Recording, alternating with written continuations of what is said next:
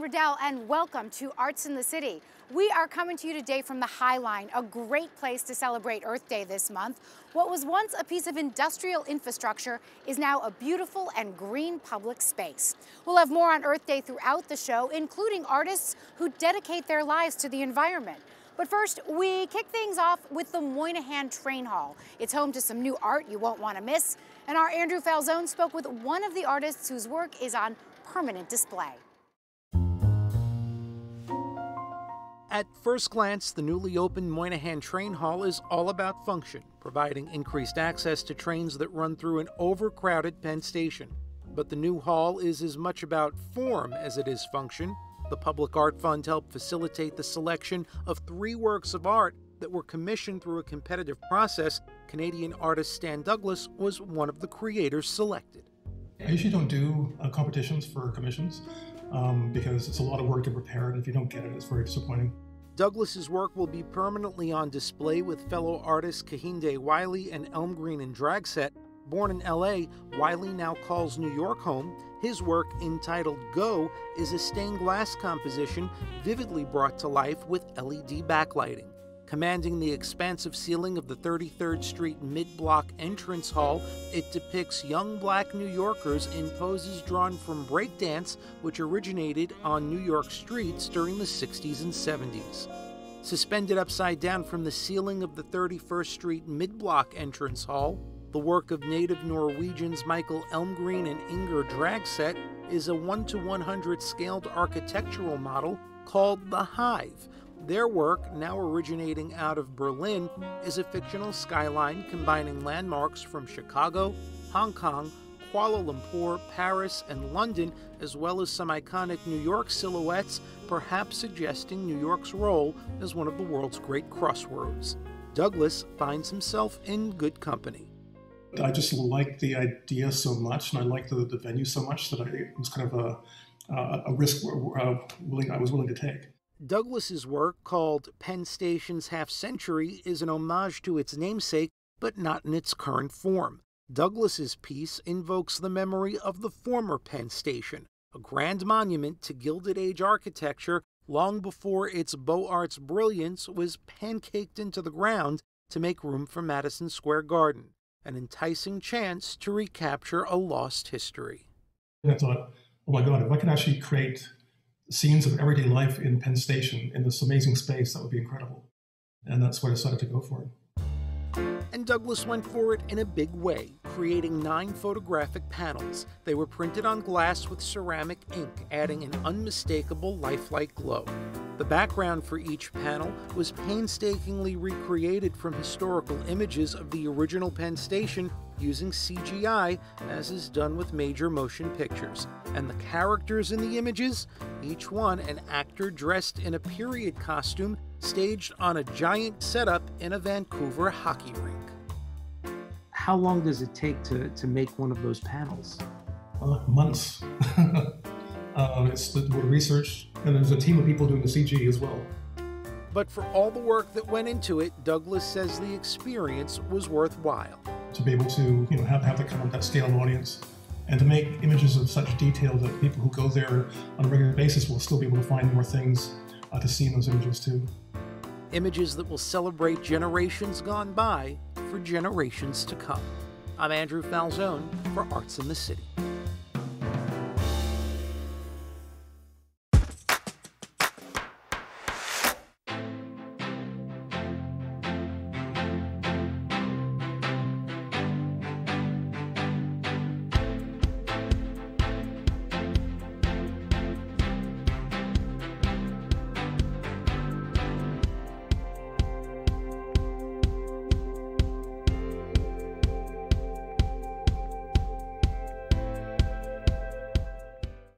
New Yorkers can get their fill of Vincent van Gogh this summer. There will be 2 separate exhibitions of his masterpieces like you've never seen them before.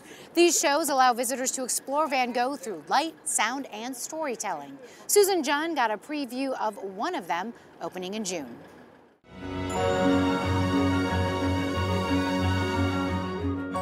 From a starry night to almond blossoms, It's a chance to literally step inside the work of one of the most famous painters of all time, Vincent van Gogh.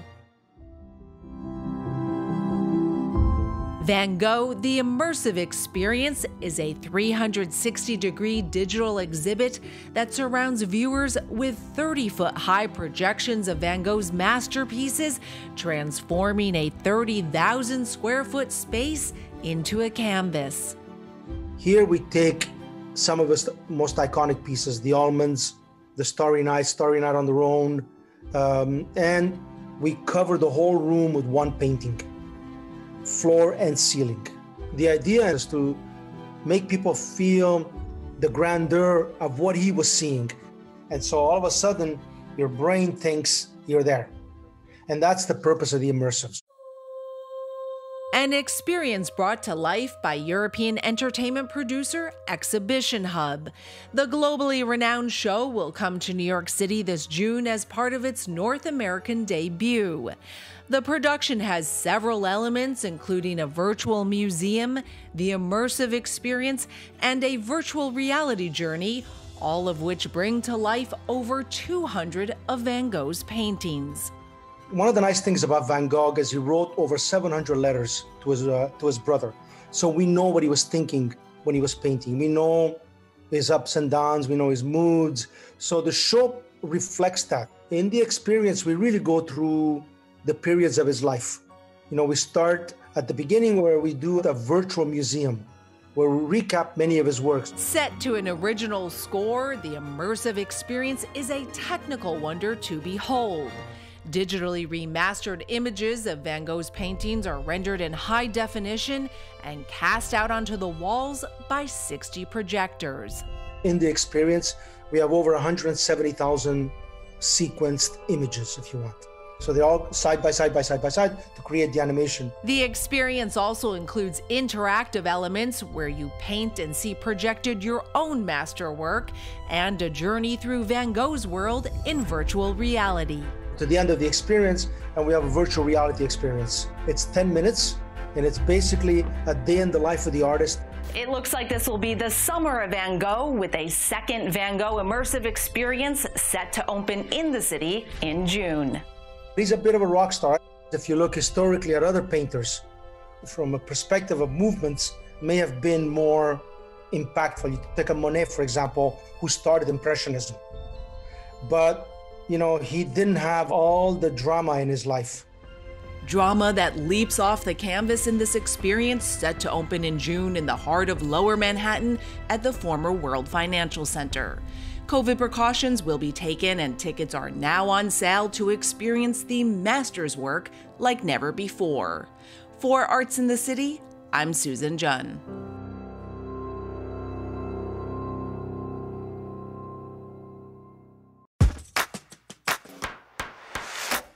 We've got another out-of-this-world experience for you next. Musical performances from space.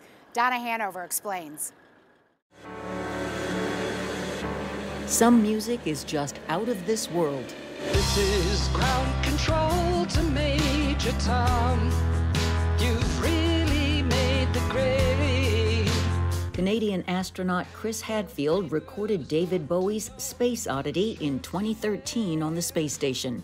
Well, Chris Hadfield really sort of stole the show when it came to performance in space. He's playing the guitar, floating in space, weightless. Dr. Roger Lanius, former NASA chief historian, says Hadfield showed how thrilling music in space can be. It sort of resonated, I think, with a lot of people around the world. Bowie himself said Hadfield's rendition was possibly the most poignant version of the song ever created. Many other astronauts have made music in space, including Dr. Jessica Meir, who recently played a little tune you're likely to recognize on her piccolo.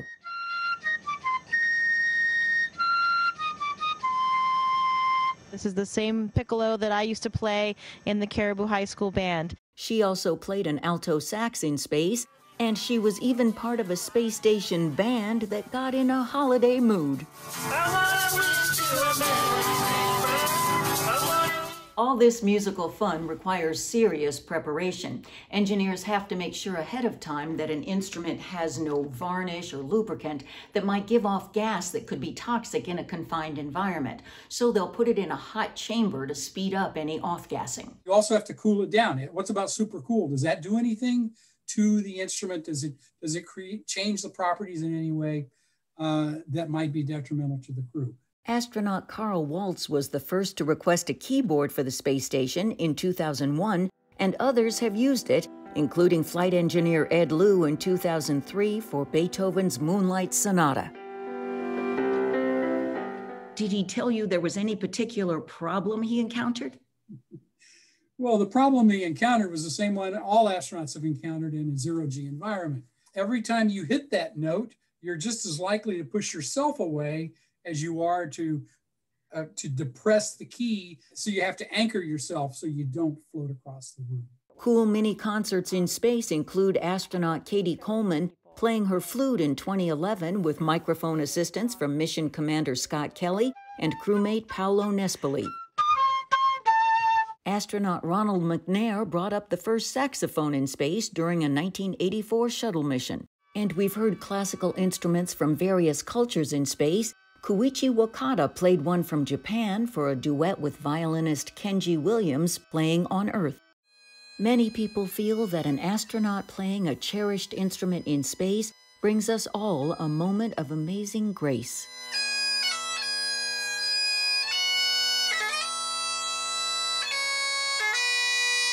And recently, bagpiper and flight surgeon Kjell Lindgren was chosen by NASA, along with Jessica Meir, as 2 of the 18 initial astronauts in the Artemis program aiming for the moon. If they bring music, it has an honored history there. Let's go back to a vocal in December 1972. I was strolling on the moon one day in a merry, merry month of December. No, May, that's right. I'm Donna Hanover for Arts in the City.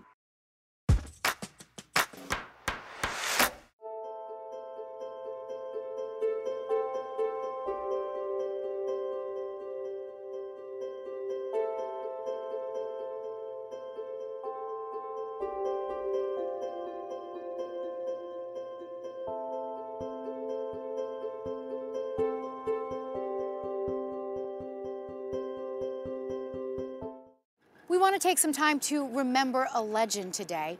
I recently spoke with choreographer Bob Avian about his memoir, co-authored with writer Tom Santopietro. It was a lively and fun conversation full of behind-the-curtain Broadway stories. Bob was warm, funny, and generous with his time. We were all devastated to hear of his passing just days later.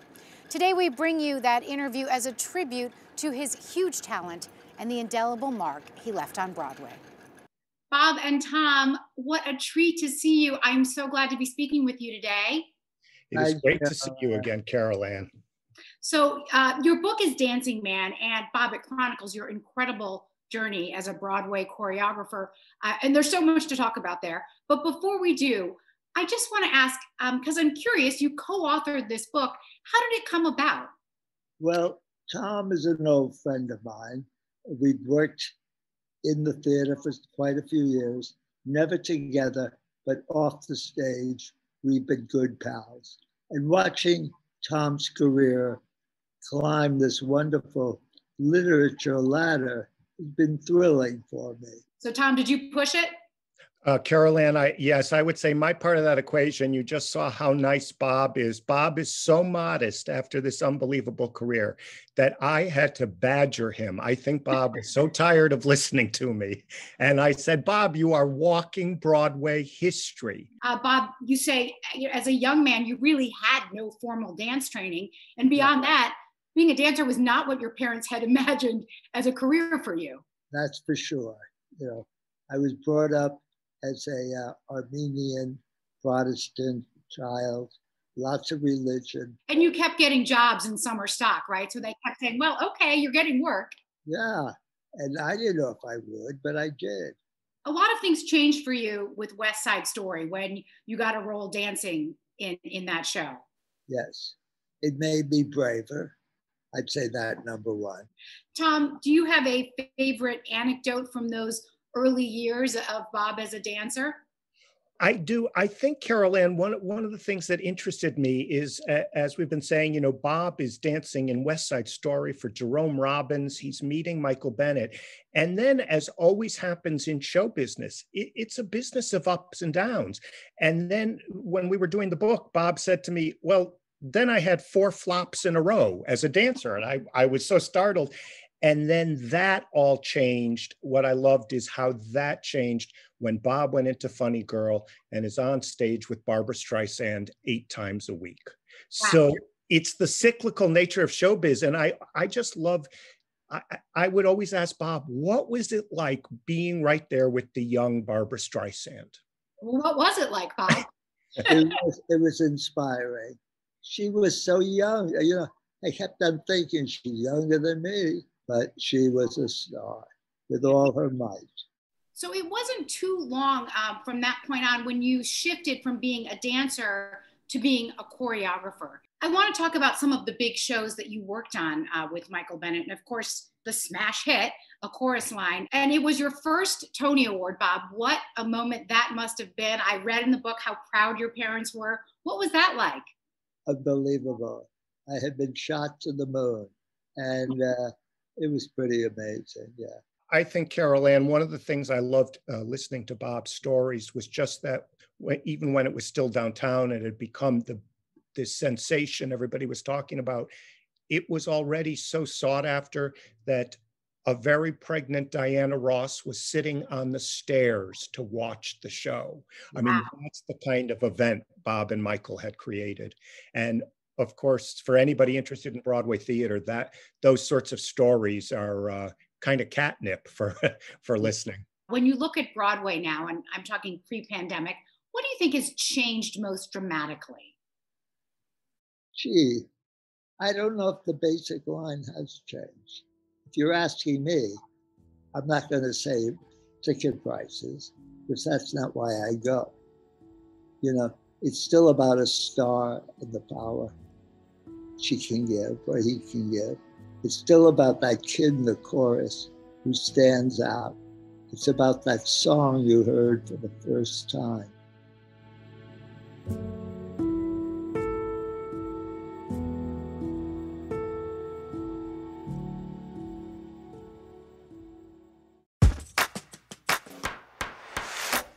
Movie theaters are reopening, a welcome move for film buffs. And if you're a fan of scary movies like I am, you already know Night Shyamalan has been frightening audiences for years. Arneel Rosen spoke with the award-winning writer and director about his latest projects and how he's still making films during the pandemic. I see dead people. Starting with his breakout hit, The Sixth Sense, writer, director, and producer Night Shyamalan has been turning out nail-biting thrillers for over 20 years. He has a new movie coming out this summer called Old, about a family who suddenly begin to age rapidly, reducing their entire lives into a single day. Have you seen my children? Mom, I'm right here. He was 6 years old this morning. Night is also the guiding force behind the psychological horror series Servant, which just concluded its 2nd season and is about to begin filming its 3rd. You hired a nanny for a doll? It's about a couple who, after the death of their 13-week-old son Jericho, hire a mysterious nanny to take care of a doll, who they use as a substitute for their lost child. She is wonderful with Jericho, and if my baby trusts her, so do I. To my knowledge, in all of your films, you've written them in addition to directing them. But on Servant, you don't write them. You've directed a couple of episodes, but writing isn't such in your wheelhouse. And I wonder if you missed that. Look, I'm heavily involved with where the story's going and how we do it. And I just got done a writer's room for season 3, where we have 10 scripts already. I was giving notes on everything, and it's become more and more and more a collaborative effort. And it's the thing I'm actually really, really enjoying about doing this format is I get to have partners in writing, I get to have partners in directing, I get to have partners everywhere. And normally filmmaking is so isolated. Do you ever long for doing something completely different, like a rom-com or something that nobody would expect from Night Shyamalan? Well, for me, that's what I'm doing essentially, right? I put a ton of comedy in Servant because I love to make people laugh. Since I think The Visit, I've made a real cognizant effort to put humor in everything that I'm doing. This kind of dark humor in all the pieces. He advises for some of the best restaurants in the city. I feed butter and cream to fat people. How tough is it shooting a show during a pandemic and it's not business as usual? And how inhibiting is that to the actual process of filmmaking? Look, it was tough, and at that time everyone was very scared. So that you had this psychological toll that was happening, an unsureness about everything. We ended up being very lucky on the 2 projects that I shot during the pandemic. We had no cases at all, and we tested, 10,000 times. We wanted to keep everybody safe, and so we did it in a certain way. It slowed everything down, but the joy came out again. Eventually the joy came out. You've got 2 movies coming out, one that's in production where you are doing the writing and directing, not the writer's room thing, and one that you're in the middle of working on. So you're actually kind of busy during this time. Yeah, anybody that I guess, would have the moniker of writer in their job description could keep on working at home. You have a pencil and a paper, and you could keep going with ideas. And I found that the pause, both personally and professionally, was a time of centering for me as this tragedy was playing out around the world, to kind of reflect and say, what's meaningful to you? Why are you doing what you're doing? Have you taken stock on those things? And that calibration, that internal calibration, just for a moment to hear yourself and say, these things aren't important to me, or this is why I'm doing it, has really refreshed me. We are running out of time. We're out of time too. With M. Night Shyamalan, for Arts in the City, I'm Neil Rosen. It's too tough.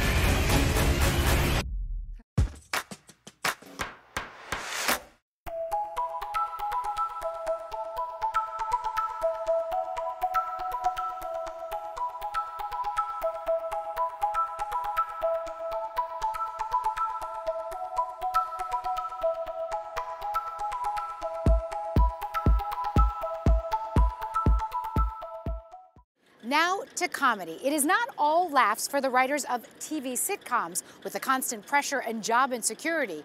Barry Mitchell chatted with award-winning writer Michael Rowe, who says in his new memoir, The Crazy Adventures Make It All Worthwhile. This is Michael Rowe in the 1980s. I don't do drugs because of those films they showed us in high school. One hit of marijuana, for the rest of his life, he's a basket case.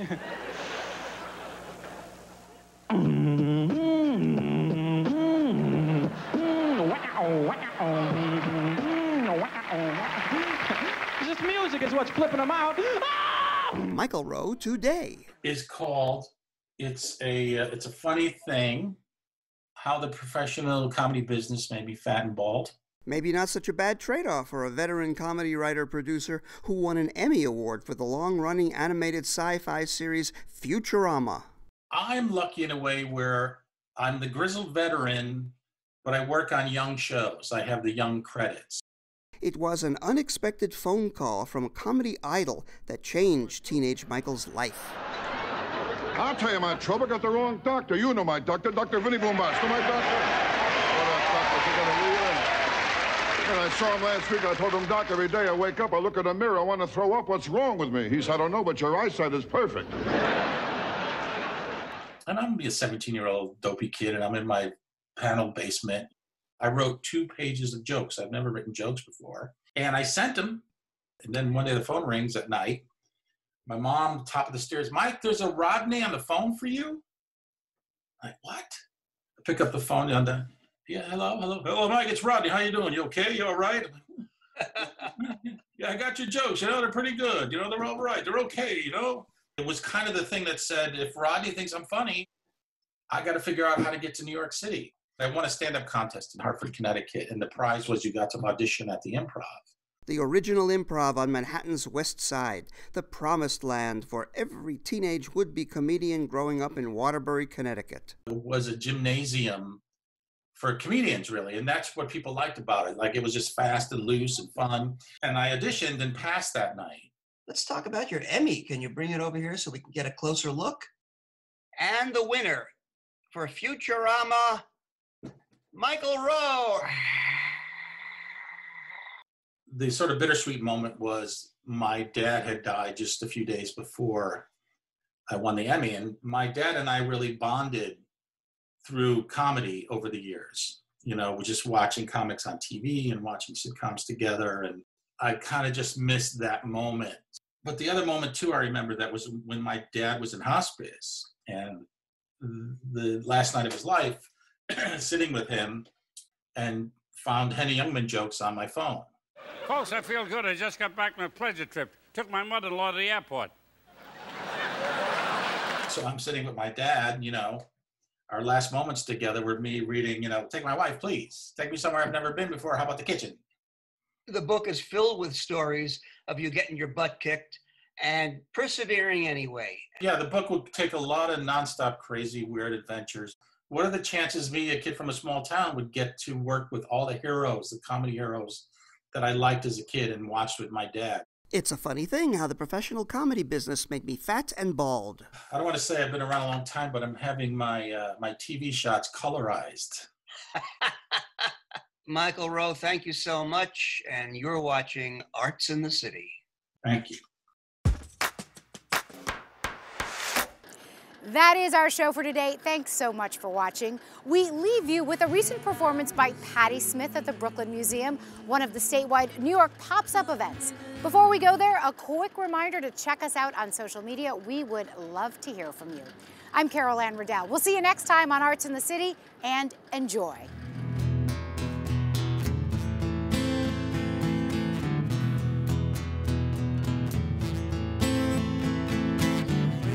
Yourself a bitter flat for a life divine, a labyrinth of riches never shall unwind. And tears find the pilgrim sack stitched into the Blakey back to throw out the stupid clothes.